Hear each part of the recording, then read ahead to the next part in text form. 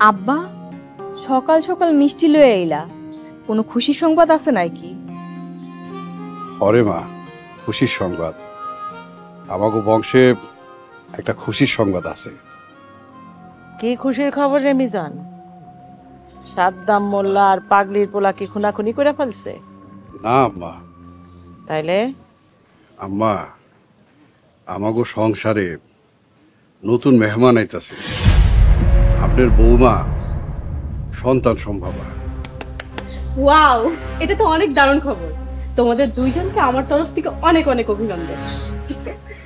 জান, এটা তুই কি শোনাইলি? এটা কেমনে সম্ভব? কেন আম্মা, আপনি খুশি হন নাই? আব্বা, তোমার মায়ে তো মরার খবরে আর খুনের খবরে, মানে দুনিয়া ছাইরা যাওয়ার খবরে খুশি হয়। নতুন কইরা দুনিয়াতে কেউ আইবো এই খবরে খুশি হয় না, তাই না বুড়ি? কইছে তরে শোতে, তোর পাঞ্জামা হঠাৎ করে পেট বাজায় ফেলাইলো, এটা তো অনেক তাজ্জব ঘটনা। তাই আমার বংশে নতুন মেহমান আইলে আমি তো সবচেয়ে বেশি খুশি হব। সবই আল্লাহর রহমত আর আপনার দোয়া আম্মা। শকুনের দোয়ায় গরু মরে না আব্বা, আবার কারো কারো দোয়ায় রহমত বাইরা যায়। আব্বা, মিষ্টির প্যাকেটটা আমার হাতে দাও। খুশির সংবাদটা তোমার মারে মিষ্টি খাওয়ায় শুরু।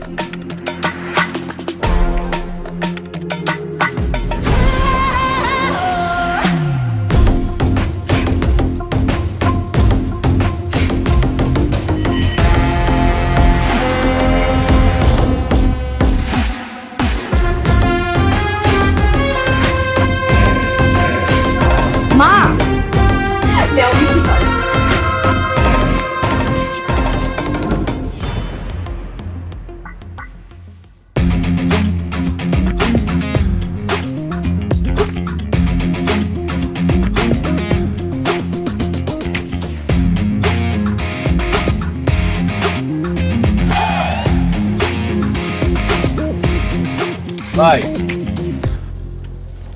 কালকে আপনি কামটা একদমই ঠিক করেন। ভালো করছি নাকি খারাপ করছি সেটাও তোরে জিগাই নাই, নাকি তোর কাছে আমার কৈফিয়ত দিতে হইব? ভাই, আপনি আপনার মার শান্তিতে আছেন, ভালো আছেন, থাকেন না। আপনি কিল্লি গায়ে চেয়ারম্যান বংশ আর মোল্লা বংশের রক্তারক্তির মাঝখানে গিয়ে খাড়ায় আছেন। আমি কোথাও খাড়াই নাই, তোরাই আমার এটা এনে নিতেছিস। দেন ভাই, আমি মহারানীর লগে কথা কইছি। কইছে আপনার মার জমিটা ভালো একটা দাম দিয়ে আপনাকে বুঝাই দিন। খালি কইছে গিয়ে আপনার মায়ের লয়ে গিয়া জমিটার মালিকানা দিয়েই দেয়। মহারানীর খুব শখ হ্যাঁ একটা গোরস্থানে হোক। তোর লাশ দাফন কইরা ওখানে গোরস্থান হইব না। চাইলে তুই আমার এতিমখানায় প্রথম এতিম হিসেবে থাকতেই পারস, আমার কোনো আপত্তি নাই। ওইখানে এতিমখানাই হইব। পিয়াস ভাই, আপনার মার মতো না, আপনার মাথাটাও নষ্ট হয়ে যাইতেছে। কারে কি কইতেছেন আপনি? হুশ করে কইতেছেন তো। যদি এটাই ভেবে থাকোস তাহলে আমার সামনে থেকে যা, নাহলে এই কোতালের বউ প্রথম তোর খারাপ বল। দেন ভাই, আপনি নিজেই আপনার মরণটা কাঁদতেছেন। বেশি আবার না হয় আপনার রক্ত আমার।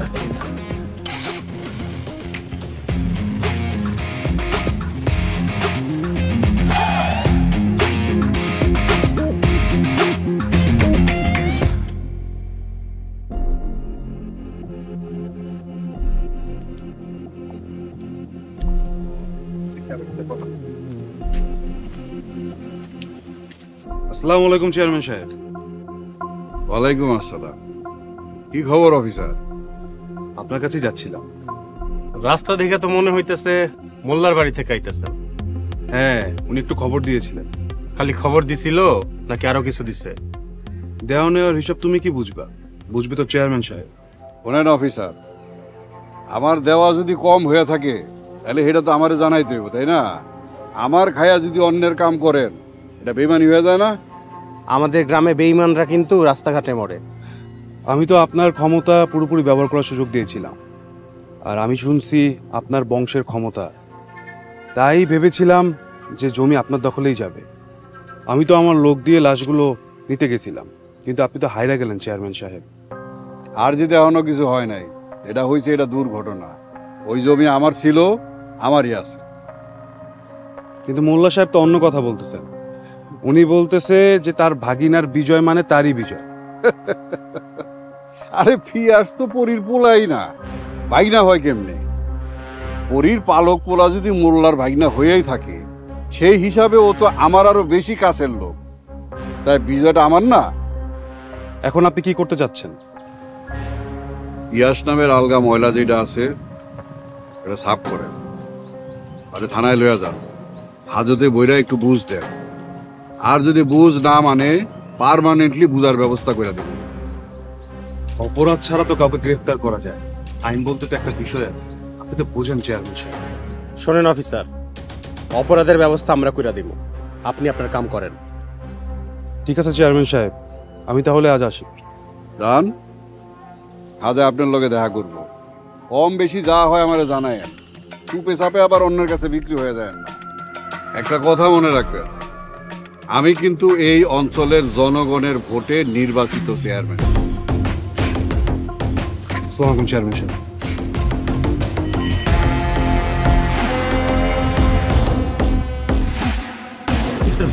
ভালো লাগছে।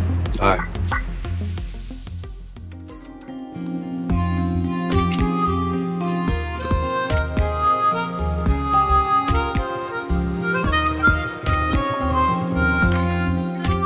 ফাইজলামি পাইছো?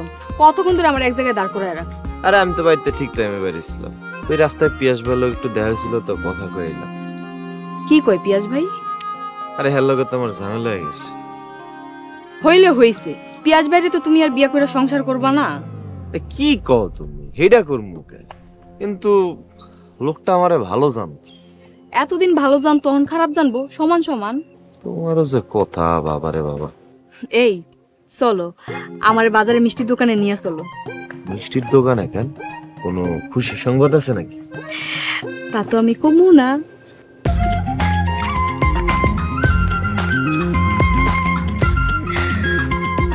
এই তুমি হাতটা করে কও তো, তোমার এতে কোনো বিশ্বাস নেই। পরে মিষ্টি মুষ্টি খাওয়ায় কইবা তোমার বিয়ার সংবাদ, এসব আমি কি করব?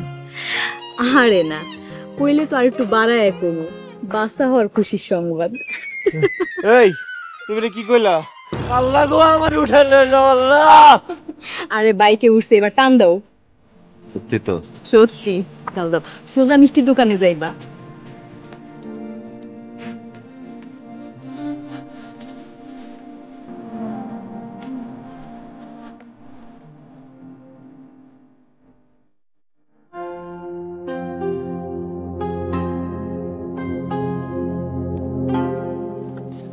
কিরে মা আইসস? হ্যাঁ আইছি। আব্বা খবর দিল কি যেন কইব। তোর বাপে সায়ামরে লইয়া খুব বেকায়দায় আছে। তুই আইসস রে মা? হ্যাঁ আব্বা আমি আইছি। আর আপনিও এই সময় দোকান বন্ধ করে আইছেন? আপনার শরীরটা ঠিক আছে তো? আর শরীর রে মা, তোর ভাই তো আমার দুশ্চিন্তা দিয়া মনে হয় মাইরা ফালাইব। আপনি আহেন তো আমার লাগে, আহেন বহেন।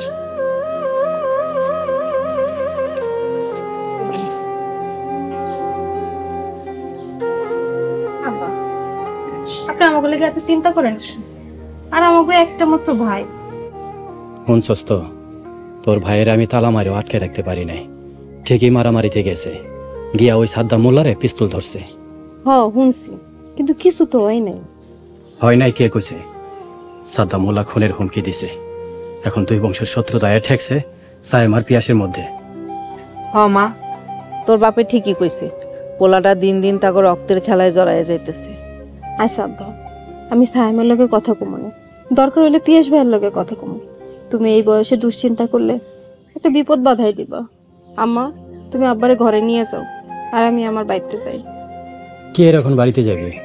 ঘরে চল, এই বাপের লগে একটা ভাত খাওয়া যাবে। তোমাকে জামাই আছে না এখন?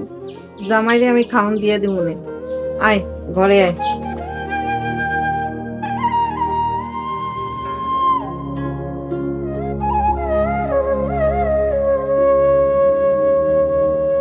নগদ পেমেন্টে 500 টাকা পর্যন্ত ক্যাশব্যাক আর লেনদেনে প্রতিদিন ডিপ ফ্রিজ এবং ঘন্টায় ঘন্টায় এসি টিভি সহ দারুণ সব গিফট।